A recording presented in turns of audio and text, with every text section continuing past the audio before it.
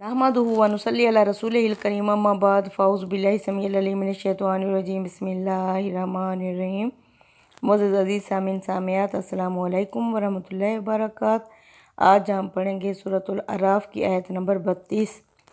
कुल कह दीजिए मोहम्मद सल्लल्लाहु अलैहि वसल्लम इनसे, मन हरामा किसने हराम किया, ज़ीनतल्लाहिल्लती अल्लाह की उन जीनतों को, अल्लाह की उस आरैश को और ज़िबैश को, अल्लाहिल्लती अखराजा ले इबादिही जिसने निकाली अपने बंदों के लिए, व तय्यिबाति मिनर रिज़्क़ और खाने पीने में पाकीज़ा चीज़ें किसने हराम की। कुल कह दीजिए मोहम्मद सल्लल्लाहु अलैहि वसल्लम से, है या ये चीज़ें लिल्लाज़ीना उन लोगों के लिए हैं, आमनु जो ईमान लाए, फ़िल हयाती दुनिया दुनिया की ज़िंदगी में, खालिसातन ख़ास तौर पर यौमुल क़ियामत तो ये तो होंगी ही ईमान वाले लोगों के लिए।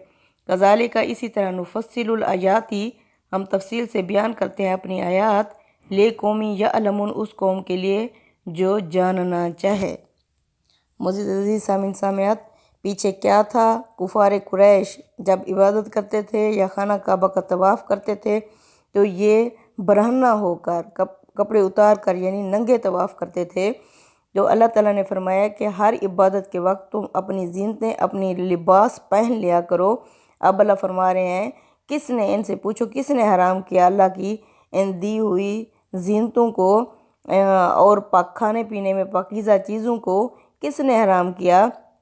ये तो दुनिया में ख़ास तौर पर हैं ही ईमान वाले लोगों के लिए, और क़यामत के दिन तो इनके ऊपर ख़ास कर दी जाएंगी, और ये चीज़ें मुशरिकों के लिए हराम होंगी, मुशरिकों पर, और मोमिनों के लिए ये ख़ास होंगी। अल्लाह फरमाते हैं कि किसने कहा है कि तुम यानी जो अल्लाह ताला ने सहूलियात दी हैं, जो अल्लाह ताला ने मोमिनों के लिए पाकीज़ा खाना और पाकीज़ा रिज़्क़ और पाकीज़ा चीज़ें दी हैं, ये किसने हराम किया है। तुम लोगों ने खुद ही तहरीफ़ करके अल्लाह पर घड़ कर ये चीज़ें अपने ऊपर हराम कर दी हैं। अल्लाह ने तो कभी अपनी दी हुई ज़ीनतों को और पाकीज़ा चीज़ों को तुम पर हराम नहीं किया। दुनिया में तुम ईमान वाले लोगों की वजह से खा रहे हो काफरो, तो क़यामत के दिन तो ये मोमिनों के लिए ख़ास कर दी जाएंगी। ये इसमें तफसील है उस कौम के लिए जो जानना चाहे।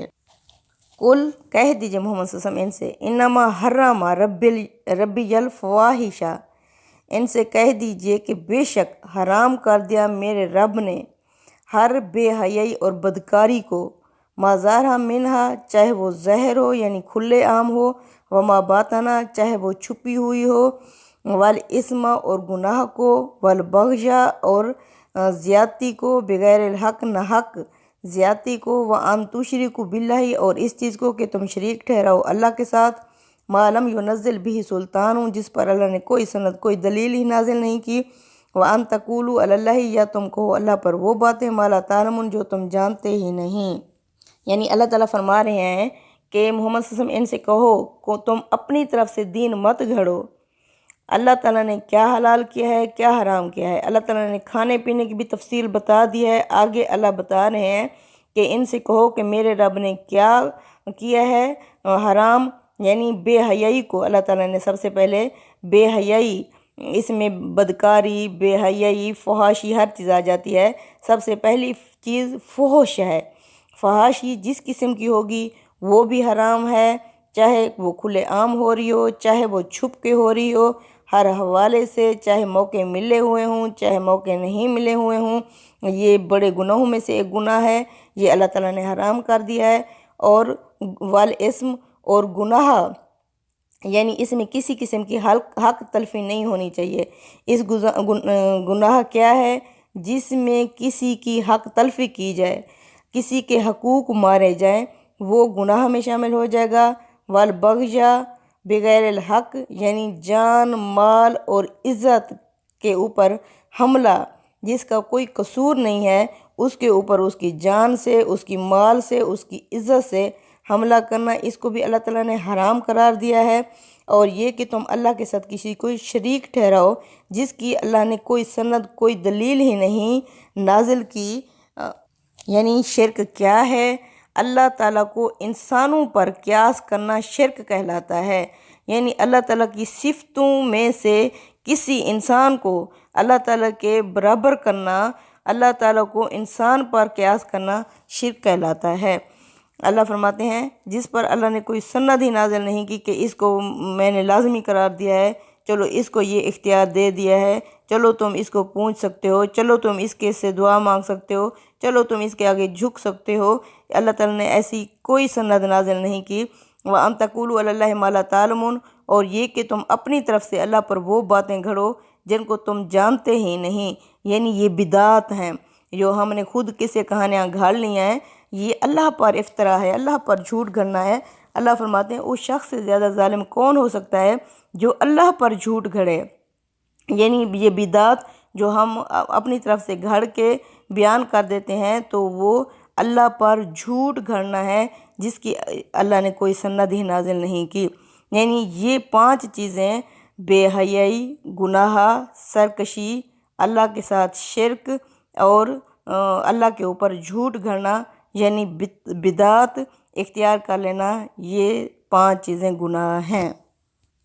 وَلِكُلِّ أُمَّةٍ أَجَلٌ، ہر امت کے لیے ایک وقت مقرر ہے۔ فَإِذَا جَاءَ أَجَلُهُمْ، پس جب اس کا آ جاتا ہے مقررہ کیا ہوا وقت، لَا يَسْتَأْخِرُونَ سَاعَةً، تو نہیں تاخیر کی جاتی ایک گھڑی کی، وَلَا يَسْتَقْدِمُونَ، اور نہ ہی ایک گھڑی آگے بڑھائی جاتی ہے۔ یعنی یہ سلسلہ شروع ہوا ہے کفار قریش سے۔ وہ کیا کرتے تھے؟ برہنہ خانہ کعبہ کے ارد گرد طواف کرتے اور انہوں نے اللہ پر بدعات اور خرافات اور جھوٹ گھاڑ لیے تھے۔ انہوں نے کہا کہ ہمیں اللہ نے ایسا ہی حکم دیا ہے، ہمارے آباء و اجداد بھی ایسا ہی کرتے تھے۔ اللہ نے آگے تفصیل بتا دیا ہے، کھانے پینے کے علاوہ یہ 5 چیزیں حرام ہیں لوگوں پر، اور اس کے علاوہ اللہ تعالیٰ نے فرمایا ہے اب بھی اگر یہ اس پر قائم رہے لوگ تو یہ سوچ لو کہ ہر امت کے لیے، ہر فرد کے لیے ایک موت کا وقت مقرر ہے۔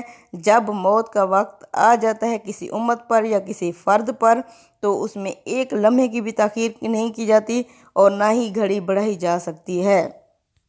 یا بنی آدم، اے آدم کے اولاد، اے آدم کے بیٹو، اما یاتینکم، یعنی میں نے کہا تھا تم سے کہ آتی رہے گی قوم تمہارے پاس، آتے رہیں گے رسول منکم، رسول تمہیں میں سے، یقصون، جو بیان کریں گے علیکم تمہارے سامنے آ جاتی میری آیات، فمن اتقی، ہاں جس نے تقوی اختیار کیا، واصلح، اور اپنی اصلاح کر لی، فلا خوف علیہم ولا هم یحزنون، نہ ان کے لیے کوئی خوف ہوگا اور نہ ہی وہ غمگین ہوں گے۔ یعنی اللہ فرما رہا ہے میں نے پہلے ہی دن سے کہہ دیا تھا کہ لوگوں تمہارے پاس اللہ کی طرف سے ہدایت آتی رہے گی، جو بھی اس کی پیروی کرے گا، یعنی تم اگر اپنے رسولوں کی پیروی کرو گے تو کیا ہوگا؟ اصل بات ہے کہ انسان کے اندر تقوی، اس کی پرہیزگاری پیدا ہوگی، اور وہ جو گناہ کرتا تھا وہ اپنی اصلاح کر لے گا، اپنے آپ کو سنوار لے گا۔ یعنی رسولوں کے آنے کا مقصد کیا تھا؟ اگر تم غلطیاں کر رہے ہو تو میرے رسول تمہیں حق کے ساتھ ہر چیز بیان کر دیں گے، میری آیات تمہارے سامنے پڑھ دیں گے، اس کے نتیجے میں تمہارے اندر تقوی پیدا ہوگا اور تم اپنی اصلاح کر لو گے تو ان کے لیے نہ کوئی خوف ہوگا اور نہ ہی وہ غمگین ہوں گے۔ یعنی یہ جنت کی تعبیر ہے، جنت میں نہ ماضی کا پچھتاوا ہوگا اور نہ مستقبل کا اندیشہ ہوگا، خوف ہوگا۔ یہ ہے وہ جنت جس کا اللہ وارث بنائے گا کن کو؟ جن کے اندر تقوی اور پرہیزگاری ہوگی۔ لیکن جب کوئی قوم یعنی کب برباد ہوتی ہے؟ قوم اس وقت برباد ہوتی ہے جب اس کے اندر اخلاقی برائیاں پیدا ہو جاتی ہیں، کسی میں فحاشی ہو جاتی ہے حد سے زیادہ، کوئی شرک میں بڑھ جاتا ہے حد سے زیادہ، جس طرح قوم لوط برباد ہوئی اپنی بے حیائی اور فحاشی کی وجہ سے، اس طرح حضرت شعیب کی قوم برباد ہوئی ناپ تول میں کمی کرنے کی وجہ سے۔ اب یہ قریش برباد ہوں گے، یعنی اللہ فرماتے ہیں تم برباد ہوگے کس وجہ سے؟ کیونکہ شرک میں تم لت پت ہو۔ جب کسی قوم کی کثیر تعداد ان بربادیوں میں شامل ہو جاتی ہے تو اللہ تعالیٰ کیا کرتے ہیں؟ اگر وقت کا رسول ہو اور اتمام حجت ہو چکا ہو تو اللہ تعالیٰ انہیں جس طرح حضرت نوح علیہ السلام کو کشتی میں بٹھا کے باقیوں کو ڈبو دیا تھا، اس طرح اگر وقت کے رسول ہوں تو اللہ تعالیٰ اس طرح ان کی وہ کرتے ہیں، تطہیر کرتے ہیں، یعنی علیحدہ کرتے ہیں انہیں۔ اگر وقت کا رسول موجود نہ ہو تو کسی وبا کی شکل میں، کسی اس طرح تدریجاً اللہ تعالیٰ بہت سارے لوگوں کو اٹھا لیتا ہے۔ والذین کذبوا، اور وہ لوگ جنہوں نے جھٹلایا بآیاتنا، ہماری آیات کو، واستکبروا عنہا، اور ان سے تکبر کیا، اولئک اصحاب النار، یہی لوگ جہنمی ہیں، ہم فیہا خالدون، ہمیشہ اس جہنم میں رہیں گے۔ یعنی اس کے برعکس اللہ فرماتے ہیں رسولوں کے آ جانے کے بعد اور ان کے خبردار اور خوشخبری دینے کے بعد، ان کے اتمام حجت پہنچانے کے بعد بھی جو لوگ اپنے استکبار یعنی تکبر گھمنڈ میں کھڑے رہتے ہیں، تو اللہ فرماتے ہیں جس طرح کفار قریش تم کھڑے ہوئے ہو، تمہارے اندر تمہیں میں سے رسول اللہ تعالیٰ نے بھیجے ہیں، آخری رسول ہیں، تمہارے اندر سے آئے ہیں، تمہیں اللہ تعالیٰ نے کیا شان بخشی ہے، لیکن اس کے باوجود اگر تم تکبر کر رہے ہو تو جس طرح پچھلی لوگوں نے تکبر کیا، تو اللہ نے فرمایا یہی لوگ جہنمی ہوتے ہیں جو تکبر کرتے ہیں، ہمیشہ اس جہنم میں رہیں گے۔ فمن ازلم، پس اس شخص سے زیادہ ظالم کون ہو سکتا ہے، ممن افترا اللہ کاذباً، جو گھڑے اللہ پر جھوٹ، او کذب بآیاتہ، یا جھٹلائے اس کی آیات کو۔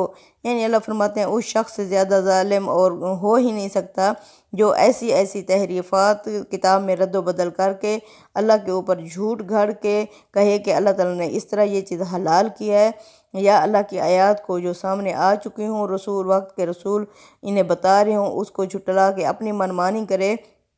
اولئک ینالہم نصیبہم من الکتاب، یہی لوگ ہیں جنہیں پہنچے گا ان کا حصہ لکھا ہوا، یعنی جو اپنے اعمال ناموں میں وہ درج کرا چکے ہیں، اللہ تعالیٰ انہیں ان کا حصہ پہنچائے گا۔ حتی اذا جاءتہم رسولنا، یہاں تک کہ جب آئیں گے ان کے پاس ہمارے فرشتے، یتوفونہم، انہیں وفات دینے کے لیے، قالوا، تو فرشتے کہیں گے، اینما کنتم تدعون، کہاں ہیں وہ جنہیں تم پکارتے تھے، من دون اللہ، اللہ کو چھوڑ کر، یعنی کیا وجہ ہے، کیوں نظر نہیں آ رہے، کیوں تمہارا دفاع کیوں نہیں کر رہے، وہ کہاں ہیں جن کو تم پکارتے تھے اللہ کو چھوڑ کر۔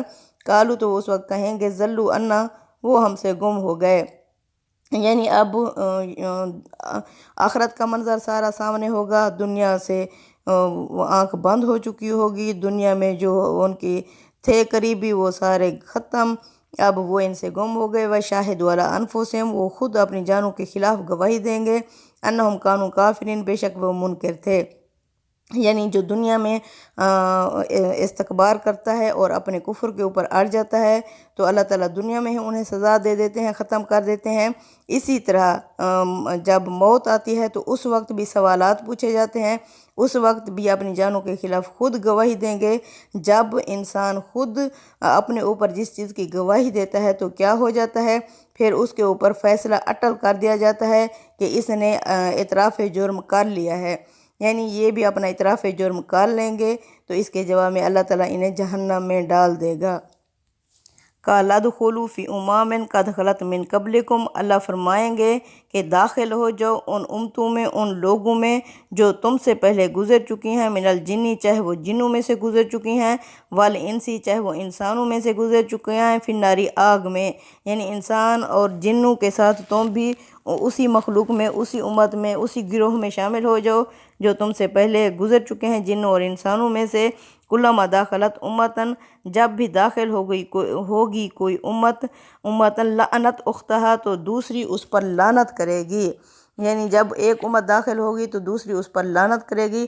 عزت راکو فیہا، یہاں تک کہ جب وہ سارے ڈال دیے جائیں گے اس میں جمیعاً سب، قالت اخرہم، تو کہے گی دوسری، لی اولاہم، پہلوں کے لیے، ربنا، اے ہمارے رب، ہؤلاء اضلونا، یہ ہیں وہ لوگ جنہوں نے گمراہ کیا ہمیں، فآتیہم عذابا ضعفا من النار، پس انہیں دے عذاب کا دگنا حصہ۔ قال لکل ضعف ولکن لا تعلمون، ارشاد ربانی ہوگا، اللہ فرمائے گا ہر ایک کے لیے دگنا ہے اور لیکن تم نہیں جانتے۔ یعنی اسی طرح سلسلہ، جس طرح قابیل نے حابیل کو قتل کیا، اب اللہ فرماتے ہیں دنیا میں جتنے بھی قتل ہوتے ہیں اس کا کیا ہے، قابیل کو حصہ ملتا ہے۔